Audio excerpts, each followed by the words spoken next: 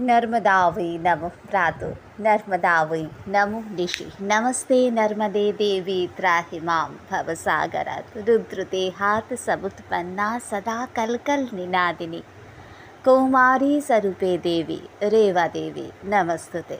মা নর্মদা তোমার জয় জয়কার হোক, জয় জয়কার হোক, জয় জয়কার হোক। সবাইকে লাড্ডু গোপাল চ্যানেলে অনেক অনেক স্বাগত জানাই। গুরুদেবকে প্রণাম জানিয়ে, মাতা পিতাকে প্রণাম জানিয়ে এই পাঠ শুরু করছি।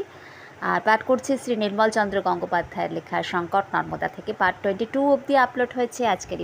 আজকের এই ভিডিও পার্ট 23। তো বলছেন তিনি যে সূর্যের অবশ্য দেখা নেই।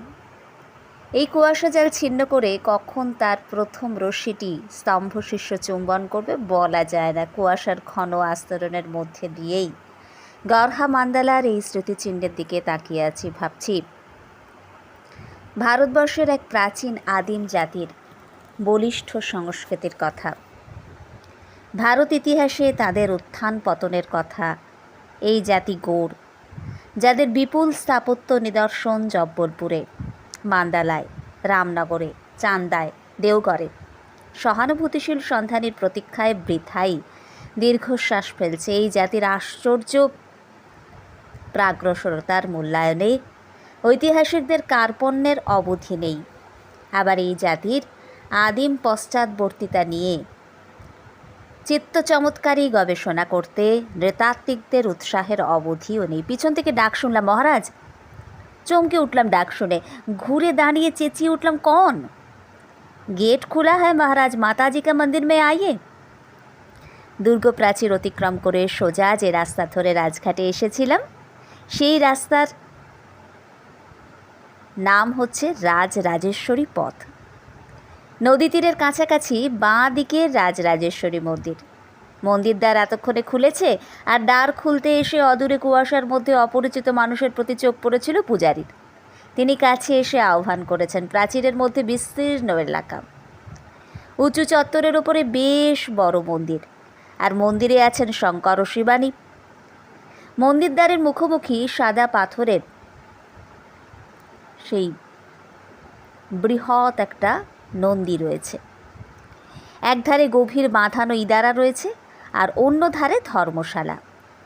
মন্দির মার্জনা ও পূজা আয়োজনের কাজে যারা 2-3 জন পুরোহিত রয়েছে তারা লেগে গিয়েছেন। আর ইদারার ধারে এবং সামনের চাতালে কয়েকজন গেরুয়াবাসী সাধু রয়েছেন। রাজরাজেশ্বরী মন্দির প্রাচীন, অথচ খুব প্রাচীন নয়, ভক্তবর্জিত জীবন্ত প্রতিষ্ঠান। নানা সময়ে সংস্কার হয়েছে ও বাড়ানো হয়েছে। মন্দিরের চারিদিকে বহির্গাত্রে কতগুলো প্রস্তর নির্মিত বিগ্রহও আছে। প্রদক্ষিণ করতে করতে সেগুলো দেখতে হয়। তো দুটো মূর্তি বিশেষভাবে দৃষ্টি আকর্ষণ করে। একটা শ্বেত পাথরের অষ্টাদশ ভুজা সিংহবাহিনী দুর্গা মূর্তি, আর আরেকটা চতুর্ভুজ মহাদেব, কোলে পার্বতী। তো মন্দির দর্শন সেরে চলে যাচ্ছি, আর পুরোহিত শুধলেন, পুজো দেবেন না? প্রশ্ন করলাম যে কতক্ষণ পরে পুজো দেওয়া যাবে। তো বুঝেছিলেন দূরদেশী আগন্তুক। বললেন যে আজ কুয়াশার জন্য বড় দেরি হয়ে গেছে, ঘণ্টাখানেক পরে পুজো দিতে পারবেন। থোড়া ভোগ দিয়ে সেবা করে নেবেন। ধর্মশালাটি আকৃষ্ট করছিল। বললাম, রাতের আশ্রয় পেতে পারি কি? তো একটু ইতস্তত করলেন, বললেন, নিশ্চয়ই পাবেন, আশ্রয় পাবেন, তবে বিছানাপত্র তো দিতে পারবো না, রাত্রে শীতে বড় কষ্ট পাবেন যে। আমি মুচকি হেসে বললাম, সাধুরা থাকেন না? ওদের কথা বাদ দিন মহারাজ, ওরা ধুনি জ্বালে, কোষে ছাই মাখে, ওদের সঙ্গে কি আপনার কথা? আমি বললাম, কিছু ভাববেন না পাণ্ডাজি, আমারও কম্বল আছে, আমি একটু ঘুরে আসছি, এসে পুজো দেব। তো মনে খুব আনন্দ নিয়ে যাত্রা করলাম সহস্রধারার পথে। ফেরার সময় রেস্ট হাউসে যাব।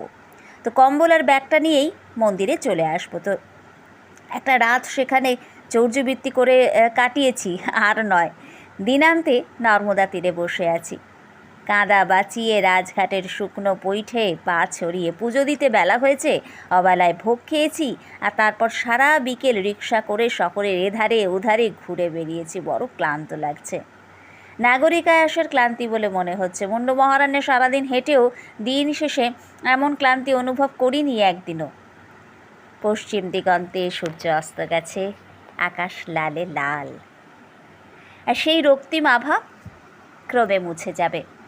সন্ধ্যার ধূসরতা ঘনাবার সঙ্গে সঙ্গেই ভরা শুক্লপক্ষে চাঁদের আলো ফুটবে, আকাশে পাতলা পাতলা কুয়াশা, নদীর শিওরে পাতা হবে রূপলি চাঁদবা।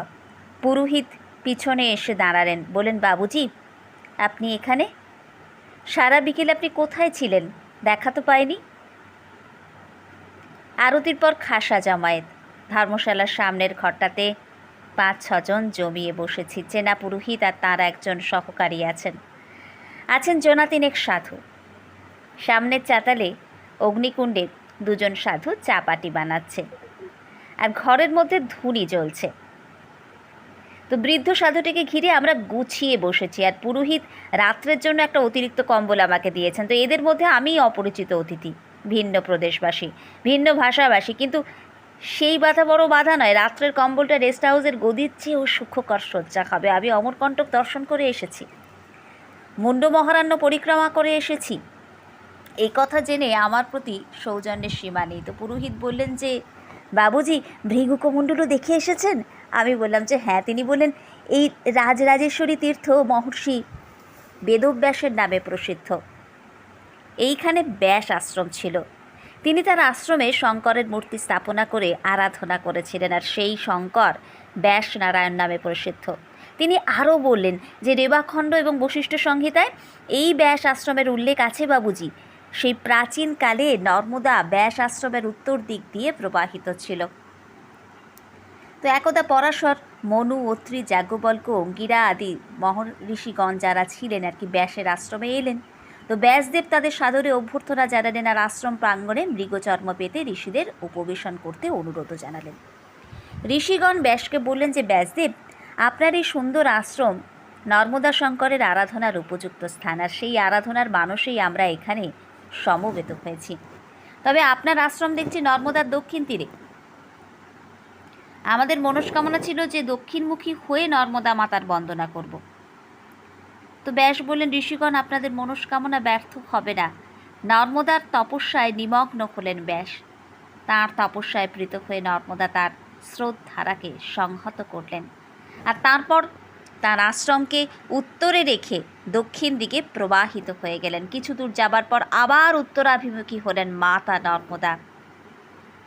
ব্যাসদেব কোন পৌরাণিক যুগে এখানে এসে শঙ্কর পূজা করেছিলেন, ইতিহাসের মাপকাঠি দিয়ে সেই যুগ নির্ণয় সম্ভব নয়।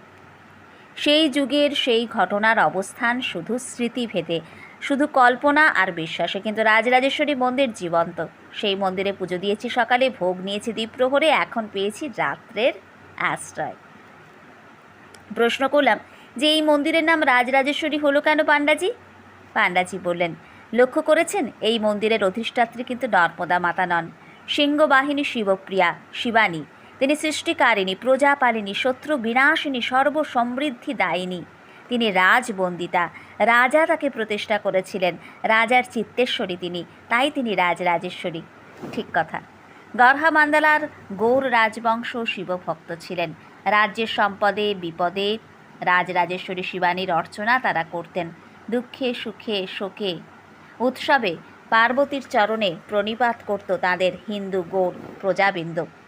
দামি জুতোর মশমশ শব্দ, জানলার কাছে ছনছন শব্দ, এক ধাক্কায় দরজাটা হাট হয়ে খুলে গেল।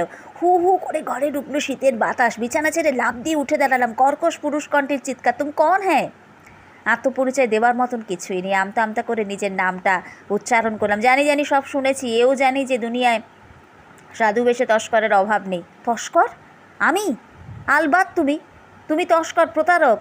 মিথ্যার মায়াজাল সৃষ্টি করে সেই জালের আড়াল দিয়ে ঢুকে পড়েছ। ভেবেছিলে কেউ জানবে না, কেউ ধরতে পারবে না, হেসে পরের ঘরের আরামটি লুট করে নিয়ে যাবে, তাই না?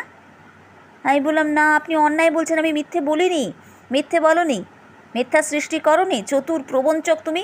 যাও, দূর হয়ে যাও, এই মুহূর্তে দূর হয়ে যাও। কোথায় যাব? এই নিশীথে, এই নিকষ অন্ধকারে, এই অপরিচিত জগতে শঠের প্রতি করুণা নেই, পাপীর প্রতি মমতা নেই।